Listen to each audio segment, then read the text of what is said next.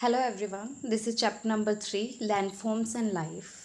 अथर्ववेद का भूमि सूक्त जो है उसमें से एक कोट दी गई है यहाँ पे। ये कहते हैं कि free from the burden of human beings the may the earth with many heights slopes and great plains bearing plants and do with varied powers spread out for us and show us her riches the earth is my mother and I am her child. वे कहते हैं कि जो अर्थ है उसे हमें क्या करना चाहिए, फ्री कर देना चाहिए किससे, हार्मफुल जो बर्डन ह्यूमन बींग्स ने किए हैं इसके ऊपर, यानी कि जो हार्मफुल बर्डन क्रिएट किए हैं ह्यूमंस ने हमारी अर्थ के ऊपर, उसे हमें उससे फ्री कर देना चाहिए। इस कोड के थ्रू वो ये कहना चाहते हैं कि ह्यूमन जो है उसने नेचर के साथ इतना ज़्यादा खिलवाड़ कर दिया है, उसने नेचर को इतना ज़्यादा एक्सप्लॉइट कर दिया है कि जिसकी वजह से क्या हो रहा है, हमें बहुत से रिperकशंस देखने को पड़ रहे हैं। तो वो कहते हैं कि अगर हम हमारी जो नेचर है उसकी रिस्पेक्ट करें एज अ मदर, की भाई जो नेचर है, जो अर्थ है, वो हमारी मदर है और हमें उसकी रिस्पेक्ट करनी चाहिए, हमें उसे प्रिजर्व करने की कोशिश करनी चाहिए। जो उसके स्लोप्स हैं, जो उसके माउंटेन्स हैं, जो प्लेन्स हैं, जो नेचर खुद बना रही है ना, हमें उसको क्या करना चाहिए, प्रिजर्व करने की कोशिश करनी चाहिए, उसकी रिस्पेक्ट करनी चाहिए। ना कि हम क्या करते हैं कि हम कंस्ट्रक्शंस एक्टिविटीज़ करने लग जाते हैं जिसकी वजह से हम उसे एक्सप्लॉइट करते हैं। हम पेड़ों को काट के वहाँ पे रोड्स बना रहे हैं, हम क्या कर रहे हैं, बिल्डिंग्स बना रहे हैं, तो जिसकी वजह से क्या हो रहा है कि जो हमारी नेचर है, अर्थ है, वो बहुत ज़्यादा एक्सप्लॉइट हो रही है। जो रिसोर्सेज वो हमें प्रोवाइड करा रही है, हमें उसको एक बैलेंस के साथ यूज़ करना चाहिए। इस चैप्टर में 2 क्वेश्चंस हैं जिससे हम डील करेंगे। पहला ये है कि what are the major types of land forms and their significance to life and culture, यानी कि जो लैंड फॉर्म्स हैं उसके क्या मेजर टाइप्स हैं और क्या सिग्निफिकेंस है उन लैंड फॉर्म्स की हमारी लाइफ और हमारी कल्चर के ऊपर, हमारे जीवन और हमारी संस्कृति से कैसे वो रिलेटेड है। सेकंड क्वेश्चन है कि what are the challenges and opportunities, क्या चैलेंजेस इम्पोज करते हैं ये और क्या अपॉर्चुनिटीज़ देते हैं हमें ये जो लैंड फॉर्म्स बना रही है हमारी जो अर्थ है, इस पर डिफरेंट डिफरेंट जो लैंड फॉर्म्स बन रहे हैं वो, उससे हमें क्या चैलेंजेस और अपॉर्चुनिटीज़ मिल रही हैं। तो ये कहते हैं कि जो ह्यूमन है, जैसे कि बहुत से मैमल्स हैं वैसे वो भी लैंड पे रहते हैं। मैमल्स यानी कि जो अपने ऑफस्प्रिंग्स को बर्थ करते हैं। Land as you may have notice has many forms and features, हमें पता है कि लैंड्स के बहुत से फॉर्म्स और फीचर है। उसकी अपेयरेंस अगर हम देखें तो एक रीजन से दूसरे रीजन में अगर हम जाते हैं, एक स्टेट से दूसरे स्टेट जाते हैं इवन, तो भी हमें चेंज देखने को मिलता है। ये कहते हैं कि अगर हम छोटा नागपुर जो झारखंड में है उससे अगर प्रयागराज जाएं उत्तर प्रदेश, या फिर हम अल्मोड़ा जो कि उत्तराखंड में है वहाँ जाते हैं, तो हमें डिफरेंट डिफरेंट लैंडस्केप देखने को मिलेंगे इन तीनों जगह पे। तो वो पूछ रहे हैं कि क्या कौन कौन से लैंड फॉर्म्स हमें यहाँ पे देखने को मिलेंगे। तो सबसे पहले कि लैंड फॉर्म होता क्या, लैंड फॉर्म क्या होता है कि एक फिजिकल फीचर जो कि अर्थ ने खुद बनाया हुआ है। प्लैनेट अर्थ पे जो भी हमें फिजिकली फीचर्स देखने को मिल रहे हैं, जिन्हें बनने में क्या मिलियंस ऑफ ईयर्स लगे हैं, ऐसा नहीं कि एक ही दिन में वो बन गए हैं, है ना। और उनका क्या कनेक्शन है अपने इन्वायरमेंट के साथ, जो उसमें लाइफ, यानी कि जिस पर्टिकुलर रीजन में कोई लाइफ एग्जिस्ट कर रही है, फ्लोरा और फोना, जो प्लांट्स और एनिमल लाइफ एग्जिस्ट कर रही है, उनका क्या कनेक्शन है उस एरिया से, उसके बारे में बता रहे हैं। तो ब्रॉडली अगर हम देखें तो हमें 3 टाइप के लैंडफॉर्म्स जो हैं वो पढ़ने हैं इस चैप्टर में। पहला कि माउंटेन्स, दूसरा प्लेट्यू और तीसरा जो है वो प्लेन्स है। ये जो लैंडफॉर्म्स हैं वो डिफरेंट हैं क्लाइमेट के हिसाब से भी। अगर हम देखें तो अगर क्लाइमेट डिफरेंट है तो वहाँ पे जो हमें प्लांट्स और एनिमल्स, फ्लोरा यानी कि जो है प्लांट्स, और फोना हम कहते हैं एनिमल्स को, यानी कि एनिमल्स, ये जो दोनों स्पीशीज़ हैं प्लांट्स की और एनिमल्स की, वो क्लाइमेट के हिसाब से वैरी करेंगी।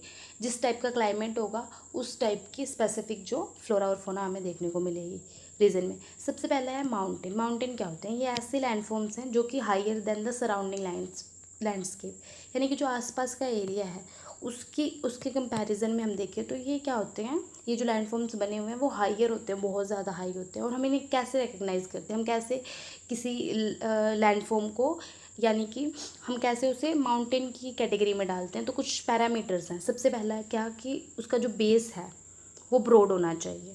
बेस यानी कि ब्रॉड होना चाहिए, हम देख सकते हैं बेस जो है ब्रॉड है। फिर ये कहते हैं क्या, उसके साथ साथ स्टीप स्लोप होनी चाहिए, जो यानी कि जो ढलान है, ये वाली जो ढलान है इसकी, ये स्टीप होनी चाहिए, शार्प होनी चाहिए। इसके साथ साथ नैरो समिट, यानी कि ये जो चोटी है इसकी, जो समिट है, ये क्या होना चाहिए, नैरो होना चाहिए, पॉइंट के जैसा होना चाहिए, कोई ब्रॉड समिट नहीं होना चाहिए। तो हम इन तीन फीचर के बेस पे क्या कहते हैं कि ये माउंटेन है। यानी कि पहला, उसका जो ब्रॉड है वो बेस जो है वो ब्रॉड हो, यानी कि चौड़ा हो, स्टीप स्लोप हो, जो स्लोप हो वो शार्प हो, उसके साथ साथ नैरो समिट हो। इसके बेस पे हम इसे कह सकते हैं उस लैंडफॉर्म को कि वो माउंटेन है। ठीक है। इसके अलावा हम कहते हैं कि जो माउंटेन्स है, कुछ एरिया में हम देखते हैं कि वो स्नो से कवर है, और वो कौन से एरिया हैं जिनका एल्टीट्यूड जो है वो बहुत क्या है, जो हम देखते हैं कि जो लोअर एल्टीट्यूड वाले हैं वहाँ पे क्या होता है कि जो स्नो है वो मेल्ट कर जाती है। क्यों? क्योंकि लोअर एल्टीट्यूड पे टेम्परेचर जो है वो हाई रहता है। लेकिन अगर हम हायर एल्टीट्यूड वाले एरियाज़ देखें, जहाँ पे माउंटेन्स का जो हायर एल्टीट्यूड वाला पार्ट है, यानी ऊंचाई वाला जो पार्ट है, जो समिट वाला पार्ट है, वहाँ पे क्या होता है कि जो टेम्परेचर है वो बहुत कम होता है, जिसकी वजह से क्या होता है, टेम्परेचर जहाँ पे भी कम होता है वहाँ पे हमें क्या देखने को मिलता है, स्नो, है ना। तो वो कहते हैं कि टेम्परेचर कम होने की वजह से वो जो समिट वाला एरिया है, चोटी वाला एरिया है माउंटेन का, वो मोस्ट ऑफ द टाइम क्या होता है, बर्फ़ से घिरा होता है ना। तो ये बताते हैं कि जब लोअर एल्टीट्यूड वाला एरिया है, जहाँ पे इतनी ऊंचाई नहीं है, वहाँ पे अगर धूप पड़ रही है, वहाँ पे गर्मी हो रही है, तो वो एरिया जो है क्या करेगा, बर्फ़ जो है वो पिघल जाएगी, और वो पानी जो है, बर्फ़ से जो पानी निकला है पिघल के, वो क्या करेगा, वो रिवर्स में आ जाता है, जिसकी वजह से रिवर जो है उसमें फ़्लो हो जाता है ज़्यादा। ठीक है। लेकिन हाई एल्टीट्यूड वाले में क्या होता है कि जो स्नो है वो मेल्ट होती नहीं है, क्योंकि वहाँ पे गर्मी है ही नहीं, और वो परमानेंटली वो एरिया जो है स्नो से ही कवर रह जाता है। उसके बाद ये बताते हैं कि कुछ हम हिल्स भी जो है उसको कैसे डिस्टिंग्विश कर सकते हैं। क्या हम माउंटेन्स और हिल्स दोनों को सेम कहते हैं? नहीं। तो हिल्स में क्या डिफरेंस है? माउंटेन तो एकदम एक्सट्रीम जो हाइट वाला एरिया हो गया, हिल्स जो हो गया वो उससे छोटा है, लेकिन क्या है इसके फीचर क्या है कि लेस स्टीप स्लोप से, यानी कि जो उसकी ढलान है वो इतनी ज़्यादा स्टीप, इतनी ज़्यादा शार्प नहीं है जितनी माउंटेन्स की थी। हम उस वाले जो लैंडफॉर्म को क्या कहते हैं? हिल्स कहते हैं। फिर ये कहते हैं कि आपने स्नो को कैसे जाना है कि स्नो क्या है, व्हाट इज़ स्नो। अगर हम हिमालयन रीजन में जाएं ना, कश्मीर, लद्दाख, हिमाचल प्रदेश, उत्तराखंड वाले एरिया में, तो हमें कभी पता ही नहीं चलेगा कि स्नो क्या है, क्योंकि जो रेस्ट ऑफ द इंडिया है, ये मतलब ये जो ऊपर ठंडे एरिया हैं, उनको अगर हम छोड़ दें, तो अगर हम बाकी का इंडिया देखें तो वहाँ पे जो प्रेसिपिटेशन यानी कि बारिश जो होती है वो किस फॉर्म में होती है? रेन के फॉर्म में होती है, लिक्विड फॉर्म में होती है, यानी कि वाटर के फॉर्म में हो रही है।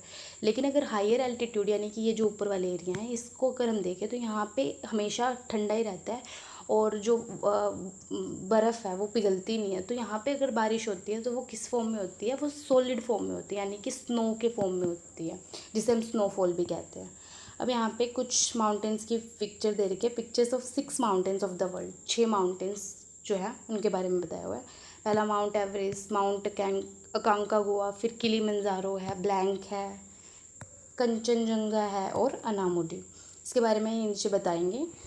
फिर कहते हैं कि जो most of the world's mountains है उन्हें हम क्या करते हैं, माउंटेन रेंज में, यानी कि वर्ल्ड के जितने भी माउंटेन्स हैं, जितने भी पहाड़ हैं, हम उन्हें एक किस में, पहाड़ों की श्रृंखलाओं में जो है उन्हें विभाजित करते हैं, यानी कि माउंटेन रेंज में डिवाइड करते हैं।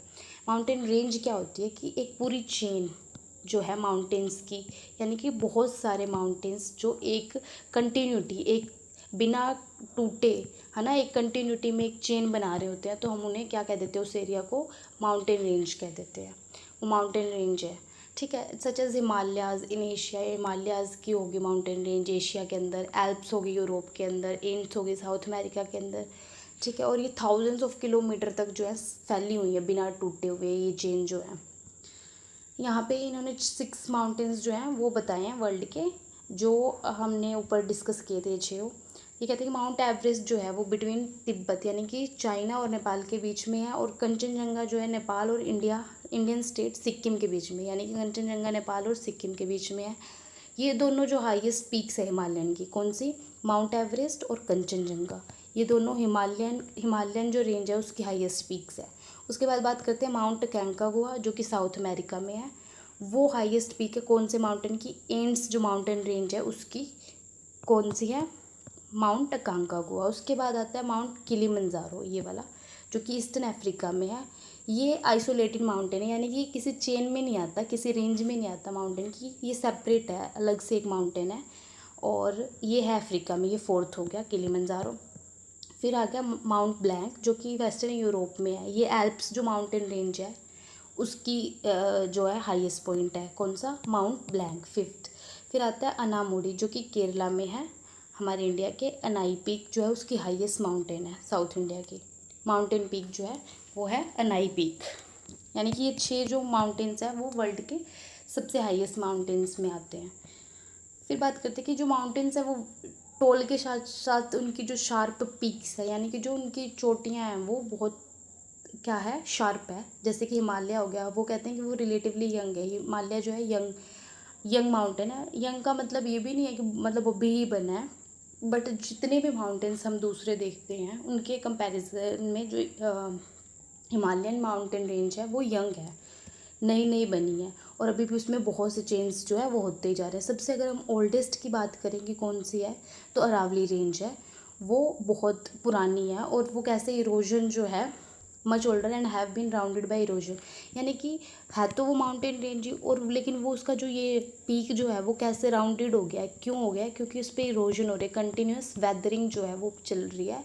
और वेदरिंग के एलिमेंट जैसे क्लाइमेट हो गया, विंड होगी, है ना, ये सारी चीज़ें क्या करते हैं, विंड जो है इनको तोड़ तोड़ के छोटे छोटे पार्ट्स को, माउंटेन के रॉक्स ग्रेन्स को तोड़ के क्या कर रही हैं, वो अपने साथ बहा के लेके चली जाती है। तो इस वजह से ये जो ऊपर का समिट वाला एरिया है वो राउंड हो गया है। Sometimes as with the Himalayas upliftment as well as erosion continue to this days. ये कहते हैं कि हिमालय के बीच में भी यही अपलिफ्टमेंट यानी कि कभी वो उठ जाता है और कभी उसमें इरोजन जो है वो कंटिन्यूटी के साथ चल रही है हमेशा से। ठीक है, फिर बात करते हैं माउंटेन का इन्वायरमेंट कैसा होता है। जो माउंटेन स्लोप्स होती हैं वो कवर्ड होती हैं किससे, टाइप ऑफ फॉरेस्ट, ऐसे फॉरेस्ट जिन्हें हम माउंटेन फॉरेस्ट कहते हैं। और यहाँ पे मेनली कोनिफर ट्रीज़ होते हैं, यानी कि जो ट्रीज़ हैं उनकी जो पत्तियां हैं वो कैसी होंगी, कोन शेप की होंगी।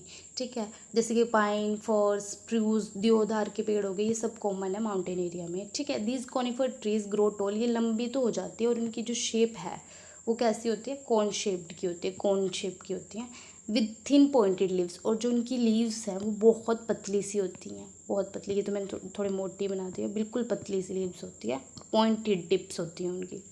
ठीक है, at higher altitude the trees give way to grasses, mosses and lichen, यानी कि नीचे जो है ग्रास और ये मोसेस जो है ये सब ग्रो होते हैं। क्या होते हैं Moses, a small green plant without flower और ट्रू रूट्स, यानी कि ऐसे प्लांट्स जिनकी कोई फ्लावर नहीं होता जिसपे, और उनकी कोई रूट्स भी नहीं है, ऑफन स्प्रेडिंग इन अ cushion like cover, cushion like cover की तरह जो है ग्रो कर रहे हैं।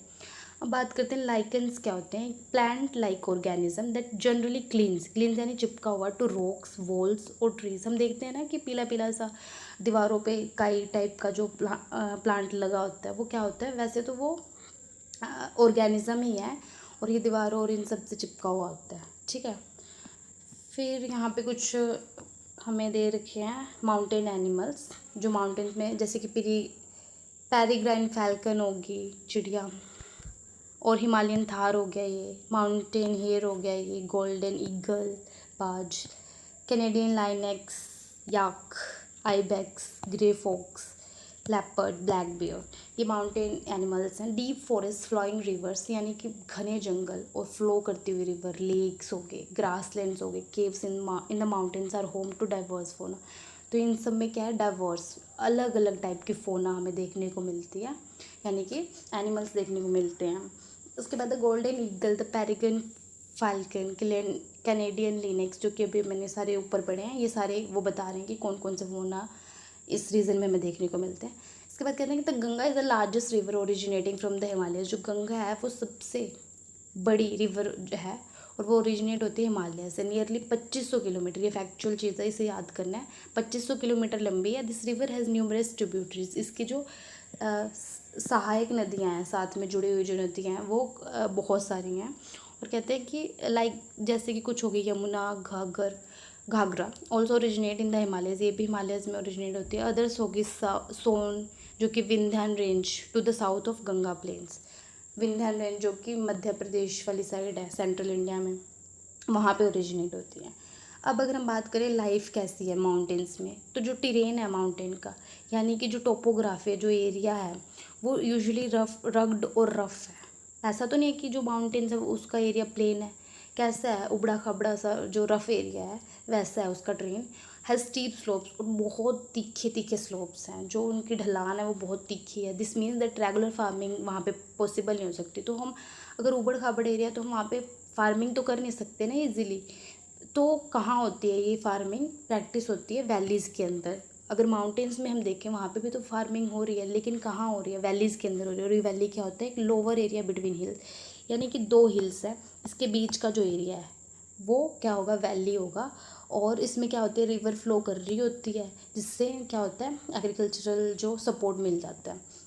फिर बात अगर हम करें इसके अलावा, this is called terrace farming.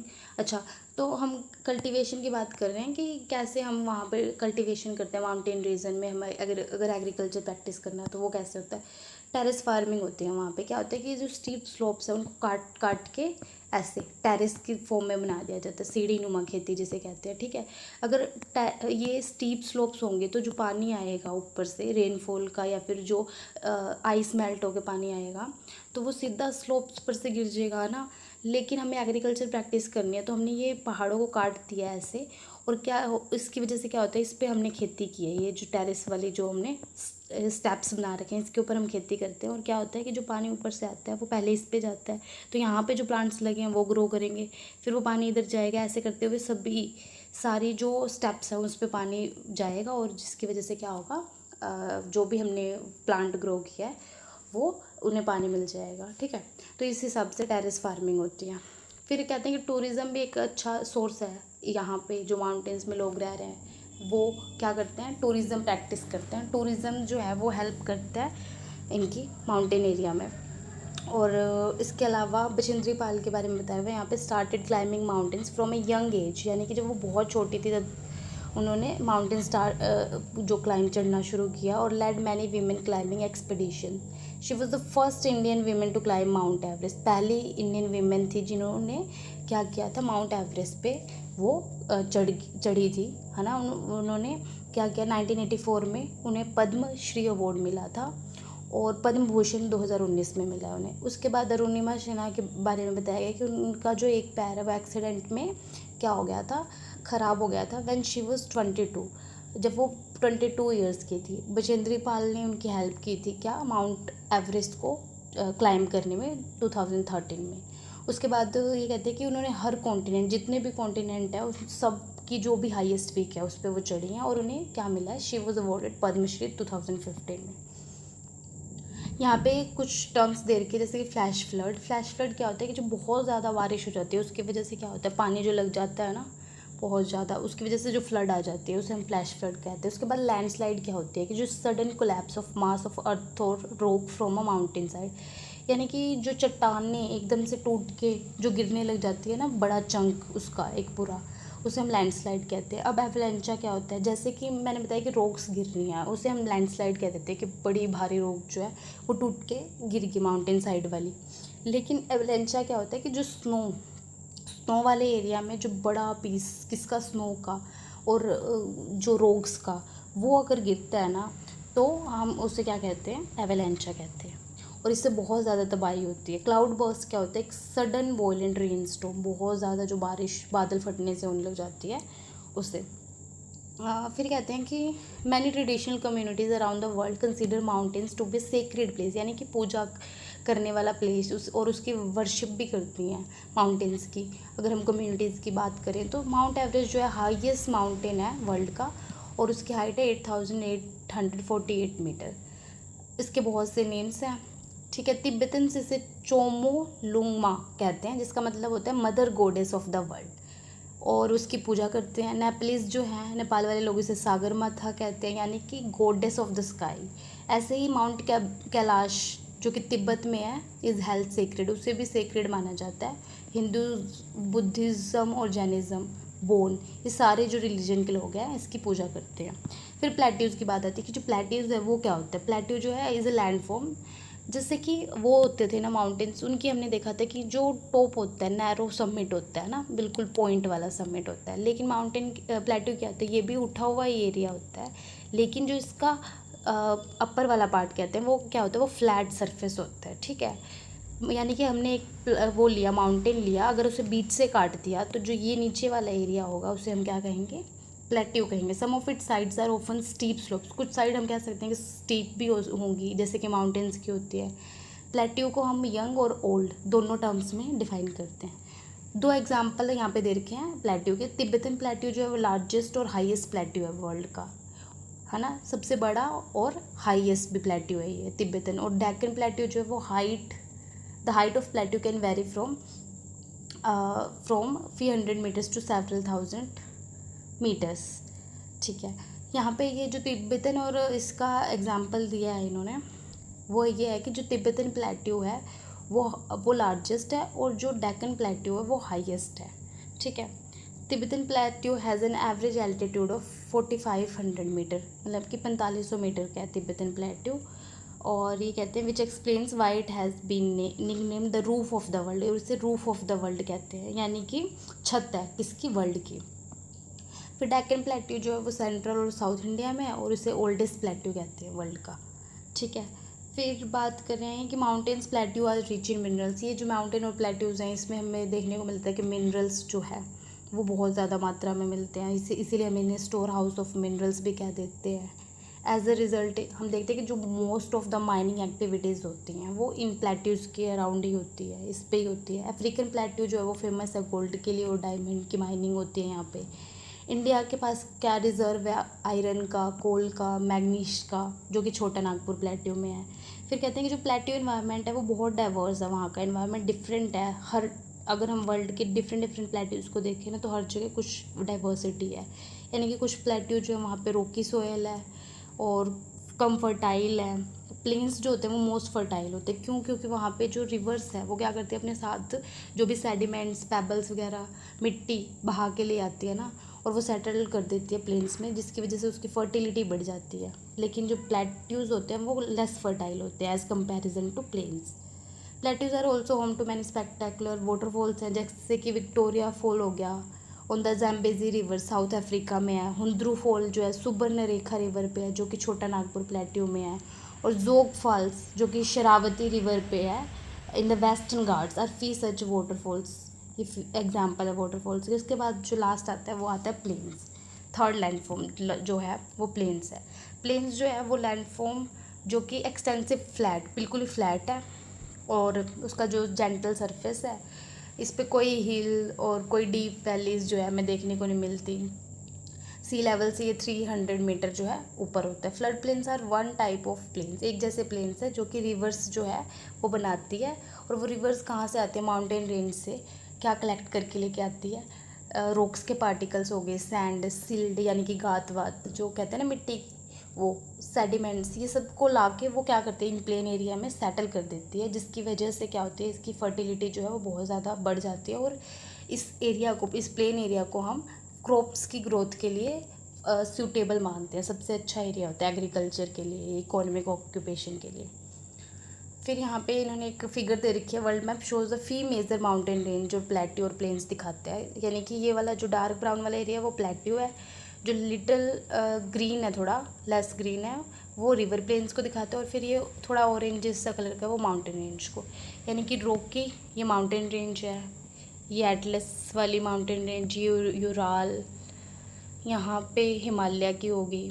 उसके बाद यहाँ एंड्स माउंटेन रेंज होंगी, तो ये माउंटेन रेंज होगी। उसके बाद जो ये ग्रीन वाला है वो रिवर प्लेन्स है, मिसिसिपी हो गया, यहाँ पे अमेजोन, नाइल, एंड देन ये इंडस वाला प्लेन हो गया। इसके अलावा प्लेट्यू हो गए, तिब्बतन, ईस्ट अफ्रीका पे है ये, और यहाँ पे है पैटागोनियन प्लेट्यू। फिर यहाँ पे एक सैटेलाइट व्यू देखा गंगा प्लेन का। लाइफ इन द प्लेन्स, अगर हम प्लेन में लाइफ की बात करेंगे कैसे है, तो थाउजेंड्स ऑफ ईयर्स अगो हम देखें तो फर्स्ट सिविलाइजेशन जो है वो भी रिवर्स के पास ही ग्रो हुई है। क्यों? क्योंकि फर्टाइल प्लेन्स होते थे, एग्रीकल्चर के लिए सही होता था। जो पॉपुलेशन है उसके लिए जो है वो सबसे इफेक्टिव जगह होती थी। अबाउट 40 करोड़ पीपल जो है, more than 1/4 of the total India population जो है वो गंगा प्लेन्स के एरिया में रहती थी। ठीक है। और ऑक्यूपेशन जो है जैसे कि फ़िशिंग, एग्रीकल्चर, ये सब भी यहीं पे पॉसिबल होता है। पानी की ज़रूरतें पूरी हो जाती है। फूड क्रॉप जैसे कि वीट, मेज़, बार्ले सब भी यहीं ग्रो होता है। फाइबर क्रॉप्स भी, यानी कि फाइबर क्रॉप्स, कॉटन, जूट जो होते हैं उसमें पानी जो है उसकी हार्वेस्टिंग में जो है बहुत ज़्यादा लगता है। इसलिए इनकी ग्रोथ के लिए भी ये बहुत अच्छा सोर्स रही हैं Ganga plains. Traditional agriculture has been mostly rain fed, that is watered through rainfall. यानी कि जो ट्रेडिशनली एग्रीकल्चर प्रैक्टिसेस होते थे वो कैसे रेनफॉल से पानी जो है उसको उसकी नीड को पूरा किया जाता था। लेकिन अगर हम अब देखें तो एग्रीकल्चर में हम इरिगेशन ले आए हैं, है ना, कनाल्स ले आए हैं, ग्राउंड वाटर को भी एक्सट्रैक्ट कर रहे हैं, जिसकी वजह से क्या है, एग्रीकल्चर प्रोडक्शन बढ़ गई है। लेकिन पानी की जो डिप्लीशन है ग्राउंड वाटर की वो तो घट गई है ना। हमने इतना ज़्यादा पानी निकाल लिया है कि जो नीचे वाटर टेबल है वो बहुत नीचे जा चुका है, ग्राउंड वाटर। इसकी वजह से चैलेंज भी है कि आगे जो फ्यूचर में एग्रीकल्चर होगी इन रीजन में उस पर बहुत ज़्यादा जो है इफेक्ट होगा। इसके अलावा माउंटेन रेंज और प्लेन, रिवर्स जो भी हैं ये हमें कल्चरल वैल्यू भी प्रोवाइड कराती हैं। कुछ पर्टिकुलर कम्युनिटीज़ जो हैं इनसे एसोशिएट होती है, जिससे हमें उनके फेस्टिवल, सेरेमनीज़, जो भी रिचुअल्स वो प्रैक्टिस करती हैं उसके बारे में पता चलता है। प्लेन्स जो हैं वो स्लोप वाले एरिया पे होते हैं, जेंटल स्लोप वाले एरिया पे, तो यहाँ पे नेविगेशन और इकोनॉमिक एक्टिविटीज़ जो हैं वो सबसे सूटेबल होती हैं। फिर हम कहते हैं कि इस चैप्टर में हमने ये तीनों लैंडफॉर्म्स तो देख लिए, but it's surface is very complex and experts often define a fee more landforms. ये तो 3 लैंडफॉर्म्स की हमने मेजरली बात कर ली, बट इसके अलावा भी और भी जो है लैंडफॉर्म्स हमें देखने को मिलते हैं। उनकी फ्लोरा फोना जो है वो बहुत यूनिक है। जैसे कि डेजर्ट हो गया, ये भी एक टाइप का लैंडफॉर्म है जो कि हॉट है बहुत ज़्यादा, है ना, जहाँ पे रेनफॉल बहुत कम है। जैसे कि सहारा डेजर्ट हो गया अफ्रीका का, थार डेजर्ट हो गया नॉर्थ वेस्ट इंडियन सब कॉन्टिनेंट में, गोबी डेजर्ट हो गया एशिया में। ये हार्श लिविंग कंडीशन में भी लोग जो हैं वो बहुत रह रहे हैं। ऐसा नहीं है कि डेजर्ट में लोग नहीं रह रहे, कम्युनिटीज़ जो है थार में भी रह रही है और यहाँ से माइग्रेट भी कर जाते हैं लोग अगर उनकी नीड्स पूरी ना हो तो। The diverse way in which human have made all landforms their home is testimony. तो इन डिफरेंट एक्सट्रीम क्लाइमेट्स में भी इंसान रह रहा है, या हम देखते हैं कि जो एक्सट्रीम ठंडे एरिया हैं या फिर गर्म एरिया है, हॉट एरिया है, वहाँ पे भी इंसान रह रहा है। ये क्या बता रहा है कि हमारे ह्यूमन की जो रेजिलियंस डेवलप हो गया है, यानी कि वो अडेप्ट कर सकता है किसी भी इन्वायरमेंट में रहने के लिए। फिर यहाँ पे क्या 5 टाइप की तिनाइज of ancient Tamil Sangam poetry और 5 लैंड्सकेप, 5 लैंडस्केप बताती है कौन, जो तमिल की संगम पोइट्रीज़ है उसके बारे में। कुरिंजी जो है माउंटेन रीजन को कहा करते थे, यहाँ पे हंटिंग और गैदरिंग होती थी। फिर मुलाई जो है ग्रास लैंड और फॉरेस्ट का एरिया था जहाँ पे पशुपालन होता था। मरुदम क्या होता था, एग्रीकल्चर, फर्टाइल एग्रीकल्चर प्लेन जहाँ पे फार्मिंग कर रहे हैं। नियादल कोस्टल एरिया जहाँ पे फिशिंग और शी फार्मिंग हो रही है। पलाई क्या होता था, एरिड और डेजर्ट लाइक एरिया, जो सूखा वाला एरिया है, यहाँ पे जर्नी, यात्राएं हो रही है, फाइटिंग हो रही हैं, ये सब। इस